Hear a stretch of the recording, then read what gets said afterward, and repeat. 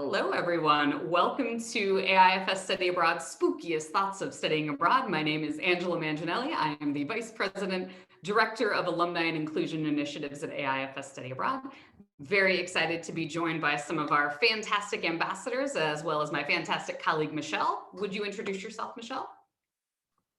Of course. Good afternoon, everyone. My name is Michelle Walters. I am the Regional Vice President of University Relations for the West Coast. I'm also an AIFS alumni who studied abroad at the University of Limerick. Thank you. And now I'm going to have all of my ambassadors introduce themselves. Just let everyone know what your home institution and your study abroad location in addition to your name. So Laura, can you get us started? Hi everyone, my name is Laura. I'm currently a senior at the University of California, Irvine, majoring in business administration, and I studied abroad during the fall semester of 2018 in Barcelona, Spain. Thank you. Adriana? Hi, I'm Adriana Waters. I'm a senior at Western Kentucky University, majoring in English with a creative writing concentration, and I studied abroad in the summer of 2019 in London. Thank you. Alina?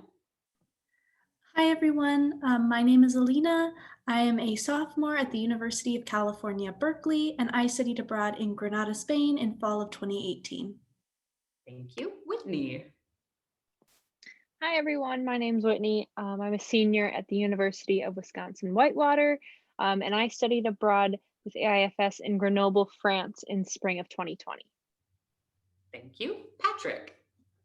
Hi, everyone. My name is Patrick. I'm a senior at Curry College studying communication. I studied abroad spring 20 at the University of Richmond in Florence, Italy. Thank you. Alexis? Hello, everyone. My name is Alexis Voisard, and I am a senior English major at Wright State University in Dayton, Ohio, and I studied abroad in London during the fall 2019 semester. Thank you. Natalie? Hi, everyone. My name is Natalie. I'm a senior at the University of South Carolina, where I'm studying business and Spanish, and I studied abroad in the spring 2020 semester in Salamanca, Spain. Thank you. And last but certainly not least, Carla. Hi there, my name is Carla. I'm currently a junior at Texas Tech University with a major in political science and a minor in history. And in summer of 2019, I studied abroad in Prague. Perfect. So as you can see, we have a wealth of alumni with us today. So I'm just going to give a quick overview of AIFS Study Abroad for those that might not be familiar, and then we're going to jump right into all of their fantastic feedback. So just wanted to give you kind of an overview. AIFS has been around since 1964. We have programs that are as short as 2 weeks, and you can study abroad for a full year if you would like. We have 35 different program cities around the globe, so no matter what you're looking for, what your major is, we can likely to help you get abroad. We do not have a language requirement, although several of the alum on the call today have studied abroad in locations where English is not the first language. For our programs, you do not have to know a foreign language before you go. There are several locations where you'll take a language course while you're abroad, but we also have a lot of locations where you'll just take all your classes in English. We do work with all majors. There are certain locations that lend themselves better to different majors, so you're always welcome to reach out to us at our studyabroad@aifs.com email, and we can get you some more information based on your needs, both academically and considerations. We work with graduating high school seniors all the way through college seniors. So again, no matter where you fall in that spectrum, we can help you. And something that's really important and unique to AIFS is that our fees are guaranteed in US dollars. So no matter what the value of foreign currencies do against the US dollar, the program fees are locked in. And just to kind of give you a quick understanding, all of our programs are set up to be all-inclusive. So what that means is the fee that you pay covers not only your tuition, housing, meals, or a meal plan of some sort, as well as excursions, cultural programming. We have amazing staff that are located in all of our locations. They have spent time abroad themselves, and they all speak English and the local language. They know what it feels like to cross cultures. So if you have questions, they're a really great resource. One thing that's super important, especially now, is the health and travel insurance coverage that is a part of the program. So if you get a cold or break your arm while you're abroad, no worries. You're going to be covered there up to 30 days after the program ends as well. And we also have an optional flight and transportation package. And this is a really great thing, especially if it's your first time leaving the country. You'll have someone literally at the airport in country picking you up and taking you into the city center to get your program started, especially nice after a long day of flying. And then last but certainly not least, alumni programs, which is what brings all of our fantastic ambassadors with us here today. And with that, I'm going to stop sort of sharing the screen so I can see you all a little bit larger. And we have some questions that I'm very excited to hear all of your responses to. So the first one is actually going to be for all of you. I'd love to know what your biggest fear was before you went abroad and how you overcame it. And I'm going to call on the order you're on my screen. So Laura, if you can get us started.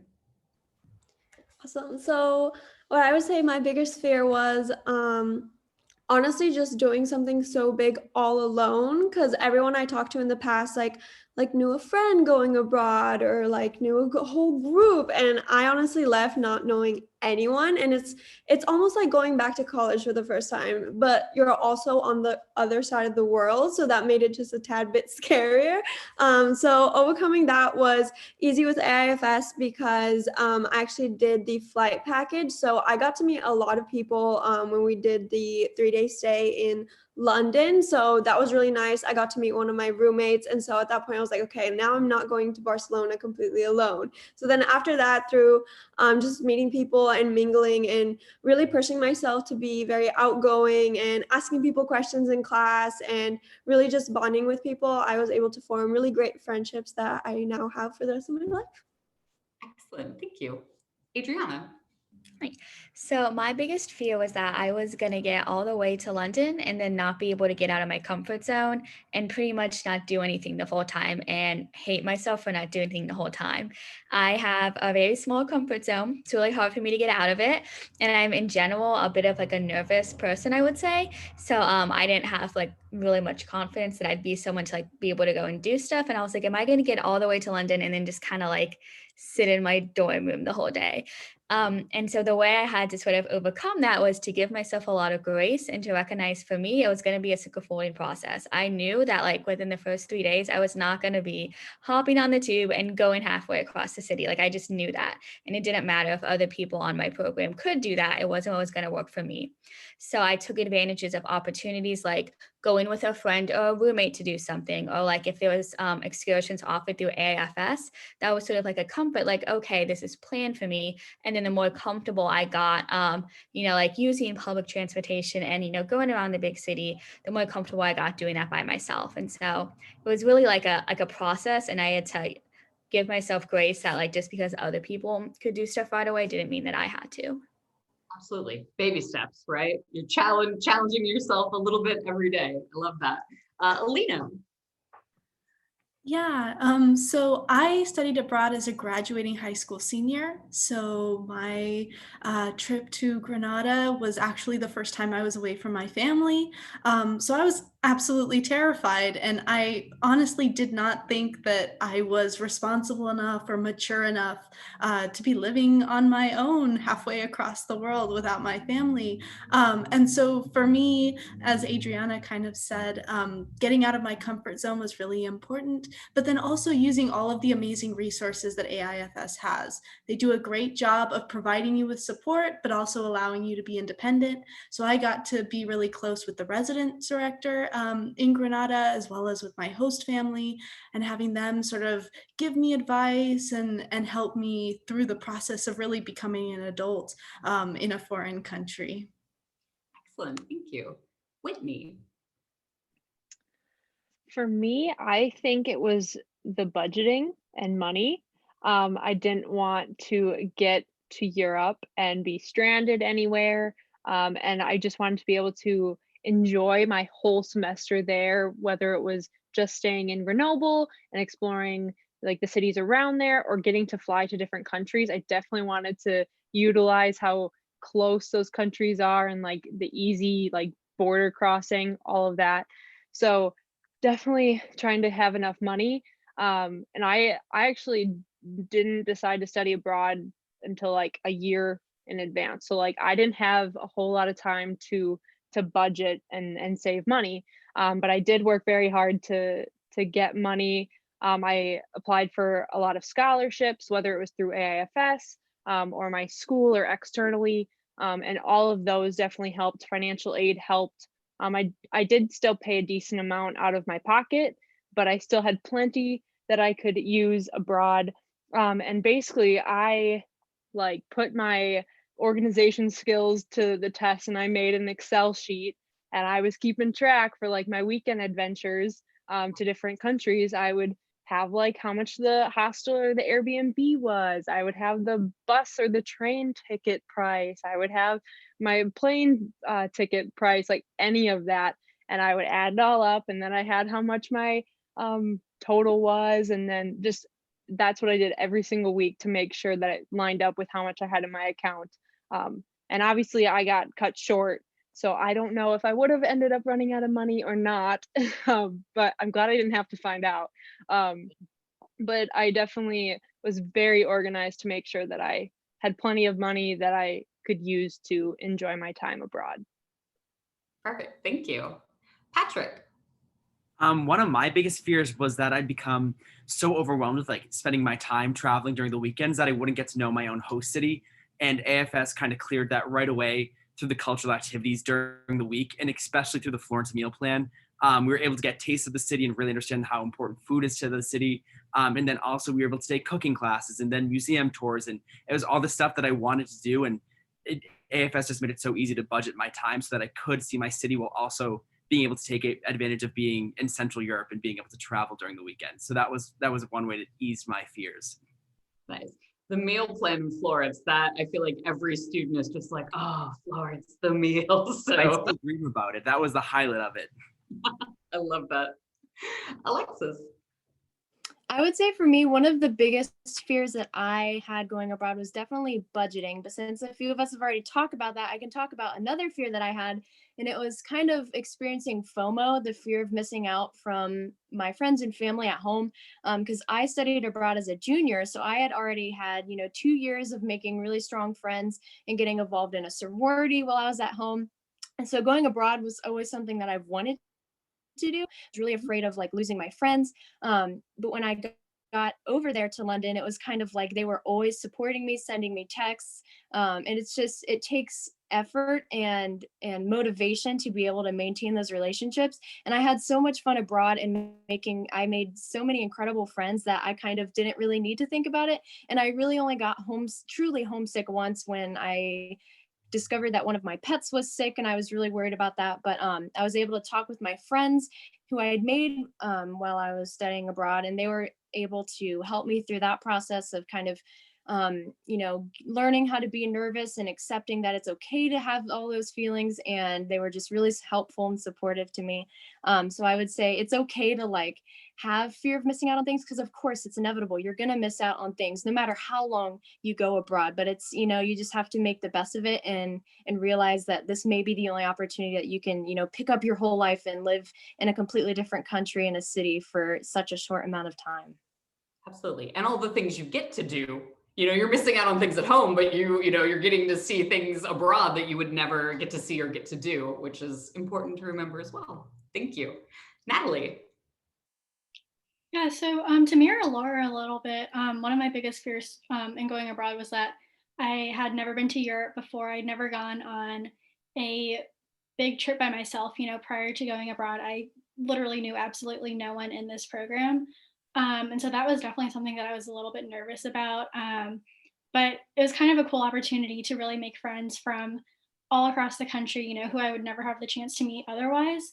And I think AIFS did a really, really good job in roommate matching, because, I just filled out this form and I was like, this is so arbitrary, like it's not going to work. And then turns out me and my roommate are like the exact same person. Like we like the exact same things. We're both like literally like everything she does, like I'm down to do and whatnot.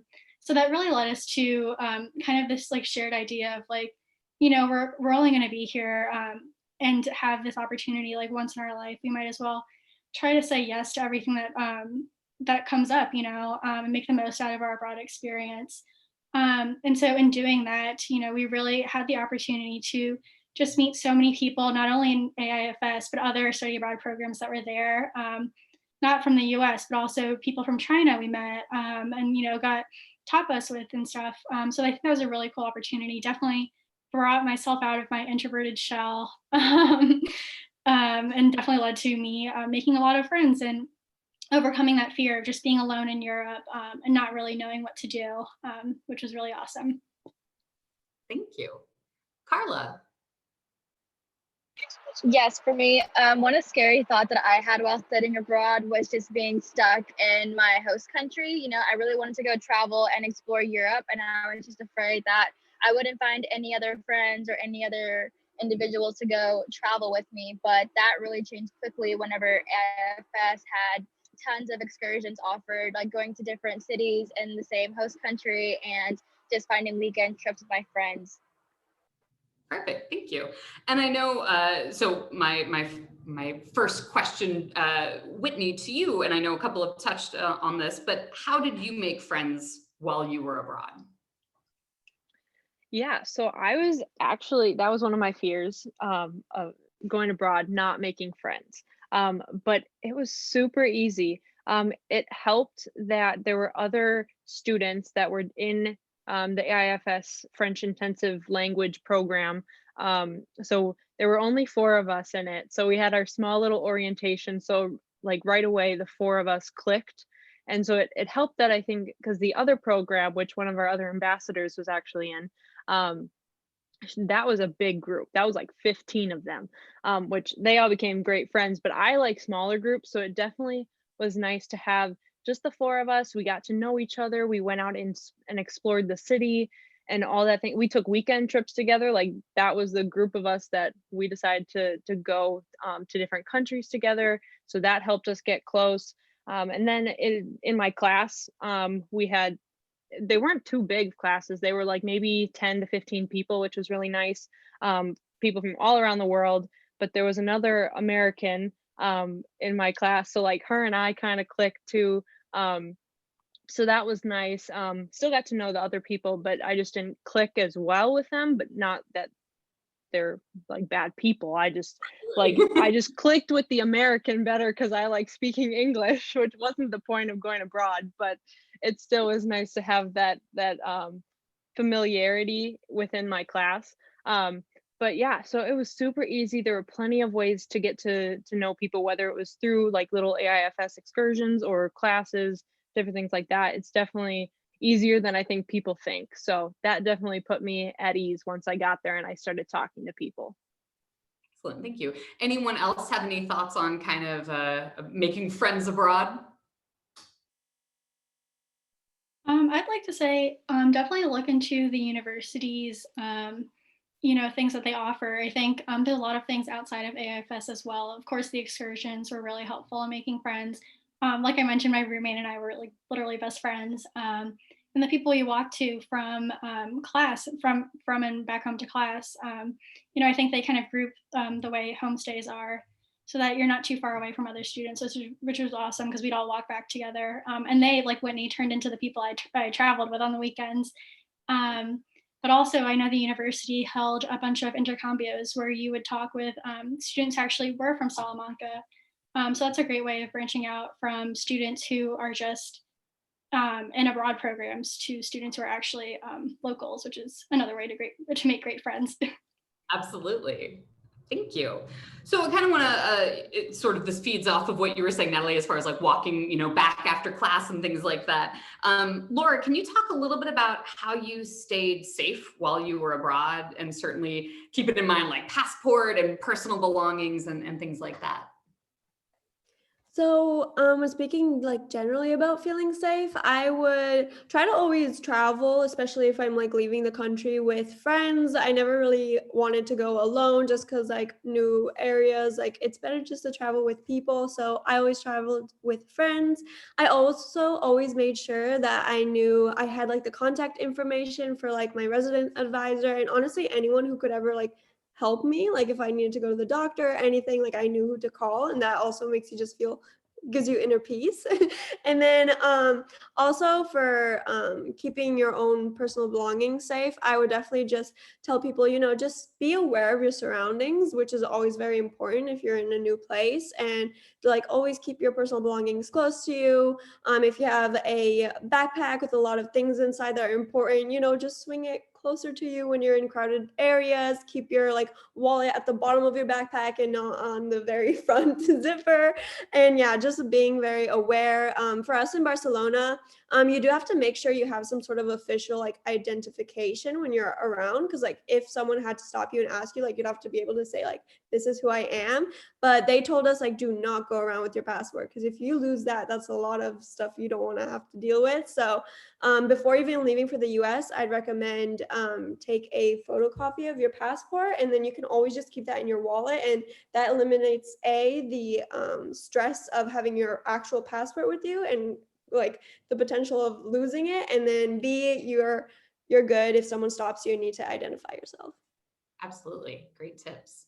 Any other thoughts on safety and keeping safe while abroad? I can just say for Salamanca, at least, we filled out forms that our resident director would see prior to us leaving the city or going out of the country. So that was also helpful, just in case, for whatever reason, if something were to happen, like they would know, like, oh, we were supposed to come back at this day or this time, where are they? And then kind of look into it. Luckily, that hasn't happened, but it is nice to have for a safe mind, peace of mind. Absolutely. All right. So, and I know we've talked a little bit about this, but Alina, can you talk a little bit more about how you navigated the language barrier? Yeah, absolutely. So I think one of the most important things, and no matter what level of language you're at, it's important to know just the key words and phrases like, hello, how do I get blank, or how do I find this?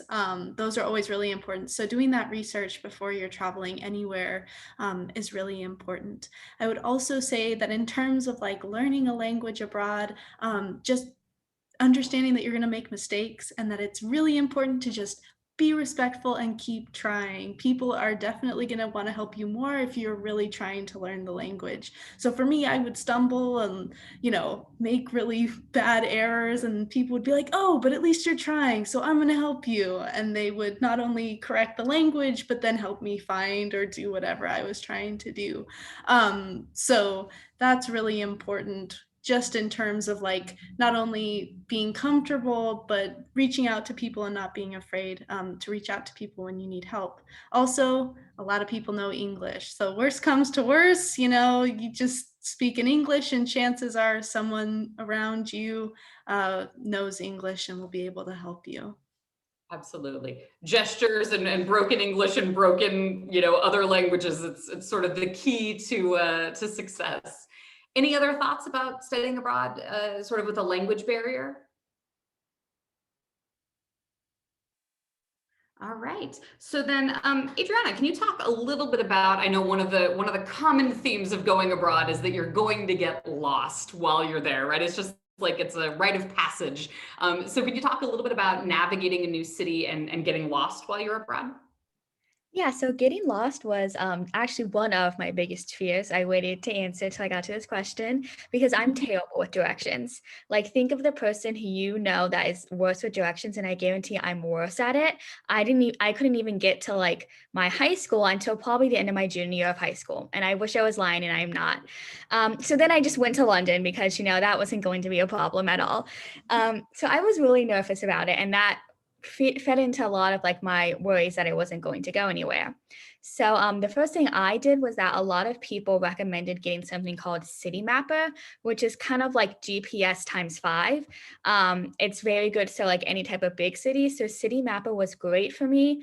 And whether you get Citymapper specifically or just some type of technology, if you're someone who can like pull out a paper map, like good for you, but like mobile versions work well, and that would just do wonders for me. So for me, that was really important. And then as much as I could, using that to plan out directions. So if I knew I was going to go somewhere new the night before, I would look it up on my city mapper and even take screenshots and kind of and especially the first few times where I was going somewhere by myself, just kind of walking it through myself. And then, the more I did it, the more confident I got, and the more I realized that the tube is surprisingly really easy to get around. I'm to this day surprised that I didn't get as lost as I thought I would. But of course, getting lost still does happen a lot. The number one thing I recommend is that as much as you can, bring a portable charger with you, because if you have to look something up on your phone, you don't want to run into the risk of your phone dying. If you have a portable charger, you can always stop in somewhere, chances are you'll find a place with the outlet, be able to charge your phone, look up directions, or at the very least, text your resident director or text a friend for help. And that would help a lot. The other thing I always recommend is, of course, you want to try to figure stuff out, but there's always going to be someone there who can help you. And especially if you're in an area that is maybe a touristy area. If you're in a museum, you can ask one of the museum workers. I did that once. So don't be afraid to ask for help if you have to. You're probably not going to seem as annoying as you feel unless you are actually being annoying, which you probably won't be. So just kind of taking steps to ask for help, whether it's someone nearby or using your phone, will really do wonders. And I will say, if I was able to go around and explore London by myself with minimal stress is involved with it, then literally anyone can do it. I'm very bad with directions. I love that. And it also is really good for, in your future, when you travel or move to locations that have mass transit, you've already got this, you've already done it once. Anyone else have any stories about getting lost or anything they want to share in that space? I do. Also, I just think that getting lost has such a negative reputation, because a lot of times when you get lost, you end up finding a little bakery you never would have come across, or this beautiful monument that you didn't even know existed. So sometimes you may make it to class 10 minutes late, but you will have found an amazing new place that maybe you would have never found if you hadn't gotten lost. Absolutely. And then you're how can I get lost again to find that bakery again, right? I visited Venice once when I was studying abroad, and Venice is a location where a map does you no good, right? There's all these beautiful little kind of hidden spaces, and we found this amazing restaurant, and then we tried the rest of the time we were there to get lost to find it again. We did not, but it was fun trying. So kind of another thing that a lot of students tend to be scared about is budgeting, right? How am I going to make my money last? Alexis, can you talk a little bit about, obviously I know Whitney had talked a little about how she budgeted. Can you talk a little bit about how you budgeted? Yeah, I would say the biggest thing before you go abroad, you have to be completely honest with yourself, and you have to set very real expectations with yourself. When I, decided to pick a location to go abroad, I knew beforehand that London was a very expensive city to live in. But I knew there were very creative ways to be able to manage that.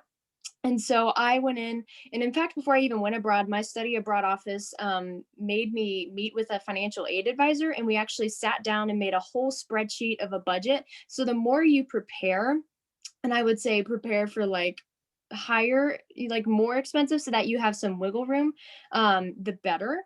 And when I went abroad, I was in London for almost exactly 4 months, and I stuck to my budget the entire time. It was one of my biggest fears, that I would run out of money, and I never did. In fact, I even had a little bit of leftover money that I could spend on Christmas gifts to give to my friends, because I had studied in the fall semester. So that was really nice. But I would say budgeting my money was really easy, because I did stick to a spreadsheet similar to how Whitney utilized. And I also didn't punish myself or make myself feel bad if I went over budget for a week, because I basically did it. I had my money in my bank account, and I split it up into 4 months and divided it between each week. And that's how it worked best for me. But it's also good to know the cost of living in your city, just in general. How much is it to use public transport? How much is it to eat and get groceries, and just things like that. So that made it really easy. And then as far as budgeting your time, I think that's something that isn't as talked about when we talk about budgeting money. And I would say budgeting your time, obviously classes are important, you've got to go to those. So they should be your priority. But I would also say be able to spend time in your home city, in your home country, and also be able to plan those fun weekend trips with your friends as well. Absolutely. Great tips. Thank you. Anyone else have any, I mean, besides the Excel sheet, which clearly is a popular thing in this group, I appreciate that. Any other tips that you found helpful for the budgeting piece? Mine was actually just looking at my bank account. That was a good way to budget for me, was like after a weekend and I saw it go down, I'd be like, okay, like, no, these are my limits now. You know what I mean? Like a weekend in Portugal was expensive. So I know I need to hold back this week a little bit. No gelato after dinner. So which is so hard to do. All right. Like an Awesome. evening of gelato. Come on. I love that. Any other tips for budgeting? All right, well, we're going to move on then. And actually, Patrick, you're the person that I would love to hear first from about what advice do you have for your past self before going abroad?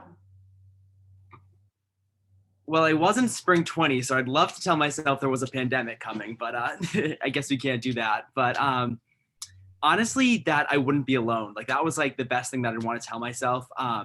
Whether it be friends or just with like your resident director, like there's someone always there to be able to guide you through anything that you need help with, whether it be how to get somewhere in the city, you know, what museums to go to, what other countries to visit. There was a great guy who worked in our library who told us about Portugal, and Portugal wasn't even on our radar to go to. And then we discovered it and we fell in love. So you're really not alone when you go through AIFS. And that was like the biggest fear of mine, was that I'd be in another country and be like, oh my God, I don't have friends, or I don't know what to do. And that was not the issue at all. Nice. I love that advice, and very true. What other advice do all of you have for your past selves before going abroad? One big piece of advice is to research what brands are sold in your country versus in the United States. Because I remember, you know, my face wash wasn't sold in Spain. The one thing I actually needed. So that was a bit of a struggle trying to adjust to new face wash, but you know, they sell it in Spain, so it worked. I found a face wash, not the particular brand, but knowing that prior to going abroad would definitely have been a useful piece of information for me to know. Absolutely. I remember on my semester, people not being able to find ranch dressing in London caused a lot of ruckus for a lot of people. Like peanut butter and ranch dressing were in high demand. So Whitney, I think you might have had something to add as well. Yeah, if I could go back, I would just tell myself that this will truly be a life-changing experience. Like I know everybody says it and you're like, yeah, sure, like okay, but like multiple people here, like I went abroad by myself, like navigating this huge country like on my own. But I definitely it definitely changed me, and I like want to go into this sort of path in my career. And before I didn't know. I was kind of just going through college, like, yeah, I'll end up wherever I end up. But now like I definitely know that this is the route that I want to go in some aspect. So like I definitely would go back and tell myself that like it's gonna be okay, and you're gonna come out of this like with a clear mindset of what you want to do with your life. Absolutely. Very true. Can I add something to this topic really quickly? Yes. Okay, so something that I wish I could tell myself in the past is that to really take a moment and soak it all in, because, you know, we're just going there, having fun, going to our classes, exploring the new city that we sometimes take for granted, the beauty around us, and just to see how grateful we are to be there studying abroad and taking it all in and learning from a different perspective and from a different culture. Absolutely. That's very sage advice. I appreciate that. Let me see. So I'm gonna kind of move into a question that I'm sure is hard, just because I imagine there's a lot of answers to this question. So I recognize this is an unfair question. But Natalie, can you get us started and talking about what was the best part of your experience abroad? Yeah, definitely a very hard question to answer. I think I touched on this a little bit before. I think just having the option to stay in a homestay was such a unique and rewarding experience that was definitely, you know, one of my favorite parts of being abroad. Like I mentioned, AIFS did such an awesome job with roommate matching. But more than that, I think, like Carla was talking about, I had the opportunity to go beyond like the main attractions of my city, the main plaza. I really got to walk around in like the neighborhoods and explore, awesome neighborhood parks and, watch Spaniards play soccer. I joined a neighborhood gym, which was really unique in that it was just noticing the differences between the neighborhood gym and the gyms back home in the US. And then, of course, my host mom was absolutely amazing. And having, her homemade Spanish meals every single day was, so good. I ate maybe a little bit too much, but, once in a while you're abroad, I think it's okay. But yeah, I mean, I think I had a unique experience in that there was another student who was living with us who was a student who did a semester abroad in Salamanca 3 years ago. And she loved it so much that she continued to stay in Salamanca and do her MBA there. And so the entire time she was in Salamanca, she stayed with the same host mom, which I think, when I first arrived there really spoke to just how awesome her experience was and really made me feel like I got so lucky with my homestay and my experience. Definitely one of my favorite things. And if I go back to Salamanca, hopefully, hopefully I will. I know that I'm welcome in her home again. So really awesome. Thank you. Now I open it up to all of the rest of you. What was the best part of your experience? I would say just as a whole, how much more confident I became after studying abroad. And one thing specifically to point out is that I didn't know what I wanted to do after college before studying abroad, and I still don't know now, but it consistently is pointing me towards a city. And that always was something that made me really nervous because I'm from Kentucky. I'm not even from a small town in Kentucky, but I am from Kentucky. I don't know the city life. I was always thinking like, oh, I want to do this, but like I can't move to a city. I would get eaten alive if I did that. But then I went and I did it in a different country for 6 weeks to the point that that sort of like thing that held me back before when thinking about what I wanted to do isn't not only not there anymore, it's like a bonus. Like I want to move to like a city or a suburb of a city. Whereas before that was always something that I was like, that would be something that I have to get over to do a job. Whereas now it's almost flip-flop. Like I want to move to the city. And I wouldn't have been able to have done that if I didn't just get that hands-on 6-week experience, everything from, like using public transportation to being in like a super crowded area, because crowds are another thing I'm not very good with that I learned to get a lot better with while studying abroad. I love that. In 2 years, I feel like I'm going to get a postcard from New York City from you, and it's just going to be like, look how far you've come, like full circle, right? I love that. What else was the best part of your study abroad? For me, I would probably say it was attending an international university. And basically in Barcelona, I was attending a university that had not only students from America, but there were also students from like Germany, Egypt, China, Mexico.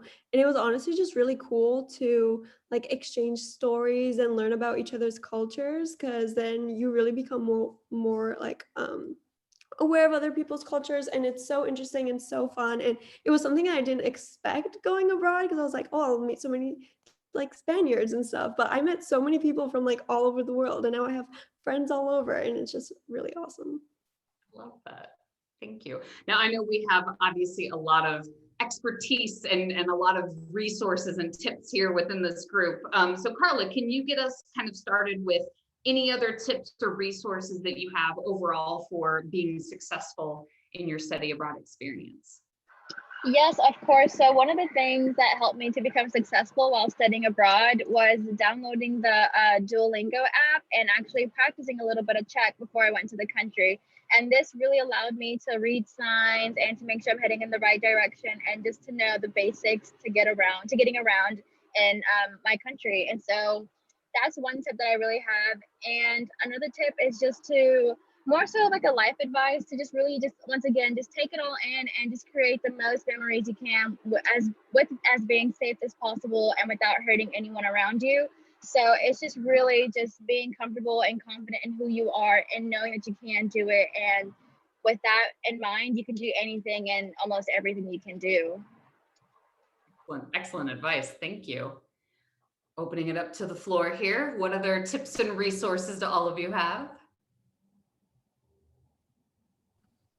To go off of that, one thing that I still use as advice to myself today, once I realized this, I was like, oh my God, I'm unstoppable. But whenever you're abroad and in life in general, you're going to experience situations where you're out of your comfort zone, like there's a problem, like you have to deal with it, or you're like alone.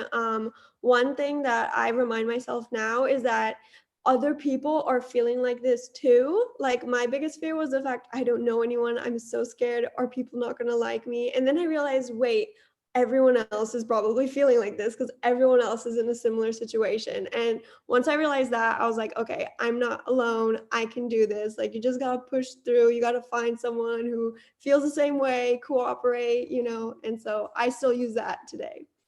I love that. And it's very true, right? I guarantee it, just like we were told in class, if you have the question, other people probably have that same question. It's very true. If I had $1 for every student that told me they were worried about making friends or being the only person from their university to go abroad to a particular location. And that's the beautiful thing, as you see, like travel is this wonderful uniting force, right? I studied abroad 20 years ago, and I'm still in contact with people that at the time were complete strangers when we first met, but we had this incredible semester together, and those have lasted, you know, a portion of a lifetime, and I anticipate they will continue into the future. So one thing that I didn't have planned to ask you, but I am sort of curious. So obviously it's called study abroad for a reason, right? You're there to take classes. Do any of you have advice for navigating a new academic system or a new way of kind of learning while you were abroad? Yeah, I'd love to share about that. So I think study abroad gives you a really unique sort of education. It is very different from what you get at your home university, in part because it is so ingrained in where you are and what you are doing. So you're going to class and you have your professors and you have your scheduled time, but so much of what you're learning is related to what you're doing outside of the classroom. And I know for me in Granada, my professors completely understood that. So they were like, go out there and try what you're learning, or go see the architecture that you're learning about, or go try this food. So it's really this unique opportunity where every moment of every day that you're spending abroad, you're learning and you're contributing to your education.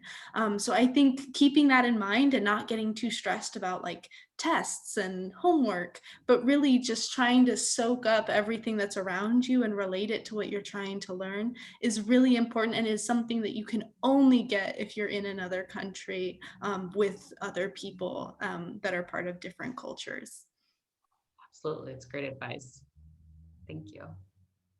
Yeah, I'd like to add to that. I had pretty much a similar experience in Salamanca as well. I think one of the most glaring examples is one day our professor for one of our business classes told us to go out in the streets of Salamanca, you know, the main plaza, and try to sell literally like an item we made out of trash that he brought to class to random people on the streets. And that was definitely you know, kind of an awkward experience because one, who wants to buy trash? And two, who wants to buy trash from Americans who do not speak Spanish too well?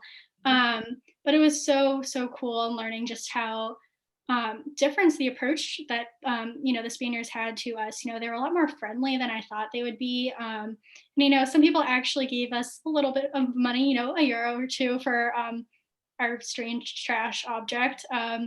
So that was definitely like a great experience, you know, comprehensively. Like we learned not only about like, you know, the topics we were learning about in our business class, but also just, you know, who the people who are living in Salamanca are and what they're like. Definitely relating that to our studies, I think, is something that was found in my other classes as well. So yeah, I really agreed with what Alina said, and just thought I had a funny example to share. So I love that. Thank you. Well, go ahead, Whitney. Okay, I'll just add quickly that one, to just embrace it and embrace your mistakes, because we're not perfect. We're there. I know I took the intensive French language program to learn French, and like I had been taking French for 10 years, but it just wasn't sticking with me. So like obviously I'm going to make mistakes. Even somebody that has never spoken the language and is taking like a French or a Spanish class or wherever you're staying, you're going to make mistakes. Like embrace it. But also that like I had two professors, and one didn't speak really like any English, so like we really had to try to speak French. The other one, she would try to incorporate some English into the lesson, whether it was just saying like what it would like what the word was in English. Like so they're learning from us just as much as we're learning from them. So I think that's a really cool experience too, that like sure we're their students and we're there to learn their language or whatever the subject may be, but they also do like have some takeaway from it as well on their end. Absolutely. It's very true. We've had a lot of thinking of like our homestay families, you know, we've had homestay families that have been working with us for 20, 25, 30 years, you know, and so many students staying in contact with them and just thinking about like how their lives have changed and getting to host students from, you know, all over, and those relationships. Michelle and I were talking yesterday about like families, you know, American families coming and getting to meet their study abroad parent families abroad, and how wonderful that is, and just kind of expanding everyone's worldview in the process, which I love. You've given such great insights today, and I really appreciate y'all taking the time to, of course, share your experience. It's always great for us to get to hear about, you know, more about your time abroad. So I certainly hope for all of you that are attending, this has inspired you to want to study abroad. If you have any questions, you are always welcome to reach out to us again at studyabroad@aifs.com. I thank all of you for attending and for sharing all of your wisdom, and to my colleague Michelle for co-hosting. We look forward to seeing you on future programming real soon. Have a great day, everyone.